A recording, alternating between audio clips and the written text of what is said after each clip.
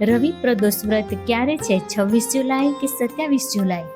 જે દિવસે ત્રયોદશી તિથિ હોય અને રવિવારનો સંયોગ બને તે દિવસે રવિ પ્રદોષ હોય છે.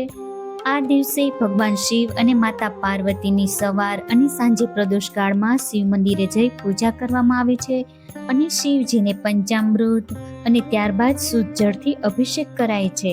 શિવજીને બીલીપત્ર, ધતુરો વગેરે ચડાવી પ્રાર્થના કરવી. જ્યારે સવારે સૂર્યદેવની કંકુ, ચોખા અને લાલ પુષ્પ કળશમાં પધરાવી અર્ધ્ય આપવો.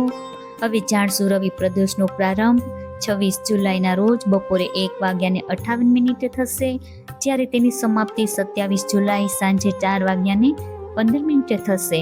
પ્રદોષકાળની પૂજા સાંજે 7:16 થી લઈને 9:21 સુધીમાં કરી શકાશે.